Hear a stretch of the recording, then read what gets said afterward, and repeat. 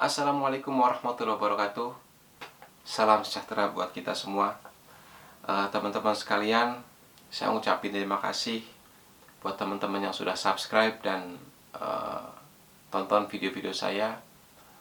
Sekali saya ingin mengatakan bahwa dengan teman-teman subscribe dan tonton video saya, berarti teman-teman sudah membantu anak-anak yatim piatu. Karena memang saya niatkan, jika ada rezeki yang datang dari channel ini, sebagian akan saya donasikan buat teman-teman anak yatim piatu. Jadi buat teman-teman yang belum subscribe, silahkan subscribe dan tonton video-video saya. Mudah-mudahan video-video saya menjadi sebuah video atau sebuah channel yang mencerahkan dalam kehidupan kita berbangsa dan bernegara. Dalam kesempatan kali ini saya akan membahas sebuah topik yang kemarin juga sempat diangkat oleh channelnya Refli Harun, itu mengenai peluang Prabowo di tahun 2024. Dalam video itu saya mendengar dan melihat bahwa ada sebuah kelompok yang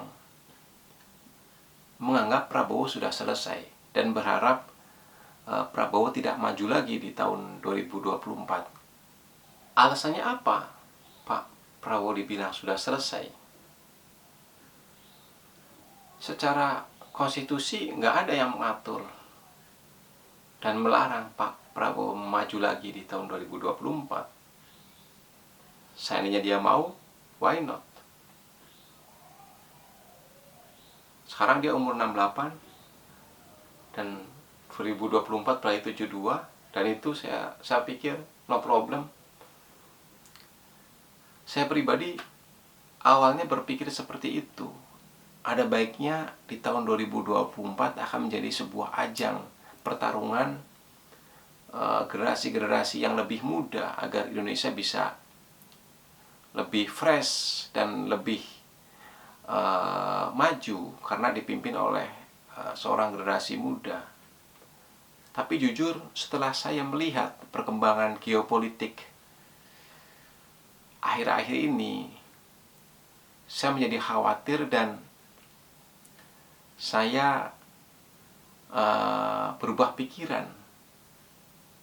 Saya justru sekarang menganggap bahwa Prabowo adalah sosok yang paling tepat di tahun 2024. Seperti yang kita tahu bahwa geopolitik sekarang ini memanas, yaitu antara Cina dan Amerika di Laut Cina Selatan. Bahkan saya punya teman saya kebetulan kerja di Taiwan, di kapal tanker sana, di Kaohsiung sekarang posisinya, mengatakan bahwa dalam sebulan terakhir banyak sekali pesawat-pesawat tempur Amerika dan pesawat Cina serta kapal-kapal tempurnya itu berkeliaran di Laut Taiwan. Jadi memang diakui atau tidak, hubungan antara Cina dan Amerika sekarang memanas, terutama di Laut Cina Selatan. Dan itu juga sudah diangkat oleh channel Bosman Mardigu, Presiden Sontoloyo, bahwa memang ada kemungkinan terjadi perang antara Cina dan Amerika. Jika kemarin mereka perang dagang, tapi ke depan ada kemungkinan juga perang yang bedil-bedilan. Nah, itu yang membuat saya khawatir dengan posisi kita, bangsa Indonesia, di tengah ketegangan antara Cina dan Amerika. Jadi saya berpikir ke depan di tahun 2024 kita harus punya sosok yang mengerti tentang pertahanan militer kita untuk mengantisipasi seandainya benar terjadi perang antara Cina dan Amerika. Kita butuh sosok yang mengerti sekali tentang militer. Tuh. Karena jika kita tidak mengerti dan tidak mengantisipasi ketegangan antara Cina dan Amerika, nanti saya khawatir bangsa kita akan menjadi bangsa yang terimbas secara ekonomi maupun secara keamanan.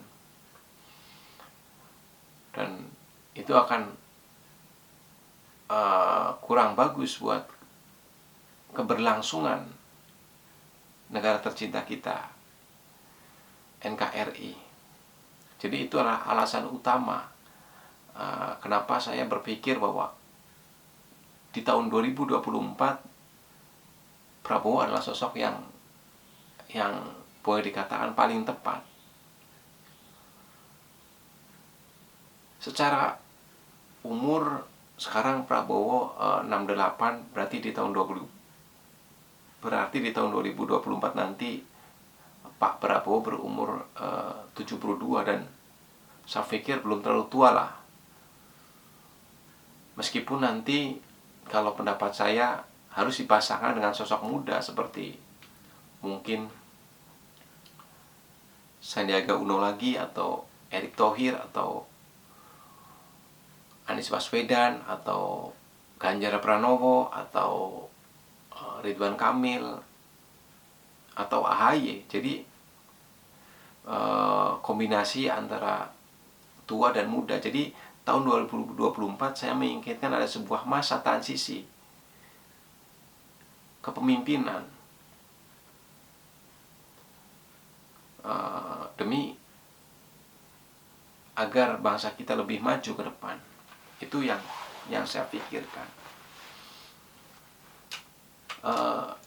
Di video ini saya juga ingin mengatakan buat semua masyarakat Indonesia, jika ingin Indonesia maju, maka stop berdebat yang tidak penting. Karena kapan kita mau maju jika masyarakat kita terbelah? Jika kita terus berdebat sesuatu yang gak penting. Harus diakui atau tidak bahwa memang 6 tahun, 7 tahun terakhir ini kita terbelah antara cebong dan kampret. Butuh sosok yang berbesar hati untuk menyatukan, dan itu saya lihat ada di Pak Prabowo. Dia berbesar hati untuk masuk ke dalam pemerintahan dengan niat baik untuk membangun bangsa dan mempersatukan masyarakat yang terbelah. Jadi mohon jangan pernah ragukan Pak Prabowo. Saya yakin Pak Prabowo adalah masih orang yang tepat di tahun 2024, karena memang tadi saya bilang bahwa untuk mengantisipasi perkembangan geopolitik di Laut Cina Selatan yang sedang memanas antara Amerika dan Cina, juga saya pikir Prabowo adalah orang yang tepat untuk memimpin bangsa ini agar Indonesia lebih disegani di ASEAN, di Asia maupun di dunia. Coba kita lihat kinerjanya dia sebagai seorang menteri pertahanan. Boleh teman-teman lihat dan cek salah satu komentar dari Pak Rizal Ramli bahwa Pak Prabowo itu sudah menyelamatkan uang kurang lebih 50 triliun. Ya itulah Pak Prabowo. Kita sudah terlalu lama hidup susah. GDP kita berkisar di angka 4.000. Kita kalah sama Malaysia dan Thailand. Kalau kita mau maju ya paling enggak GDP kita harus di atas 4.000. Syukur-syukur bisa 10.000. Jika GDP kita 10.000, maka kita akan menjadi negara yang hebat, luar biasa, dan sangat disegani di dunia. Tapi untuk mencapai itu apa? Ya kita butuh sosok pemimpin yang tegas, yang berintegritas. Kita butuh masyarakat yang bersatu padu untuk membangun Indonesia. Stop saling menyalahkan Stop bertengkar dan berdebatnya nggak perlu. Kita adalah negara kaya dengan sumber daya alam yang luar biasa. Gemah lipah loh Cinawi, tapi kenapa bangsa kita belum maju? Ya karena itu tadi. Pak Prabowo adalah seorang kesatria sejati yang tidak menyimpan dendam. Kita lihat di tahun 2014 ketika dia kalah, dia bertemu dengan Pak Jokowi di Hambalang naik kuda. Ketika konstelasi politik berjalan, pertarungan berjalan, boleh sengit. Tapi setelah selesai, ya harus bersatu. 2019, pertarungan sengit. Tapi setelah KPU menyatakan bahwa Pak Jokowi menang dan dikuatkan oleh keputusan MK, Pak Prabowo terima dan kemudian bergabung di pemerintahan. Itulah kebesaran hati Pak Prabowo, seorang kesatria sejati yang orientasinya bukan individual, tapi dia kepengen bagaimana Indonesia maju. Maka jika ada orang yang berpandangan bahwa Pak Prabowo di tahun 2024 sudah habis, saya nggak setuju. Tapi justru Pak Prabowo lah orang yang saya pandang dan saya lihat justru orang yang paling tepat di 2024. Mungkin itu saja. Terima kasih buat teman-teman. Assalamualaikum warahmatullahi wabarakatuh.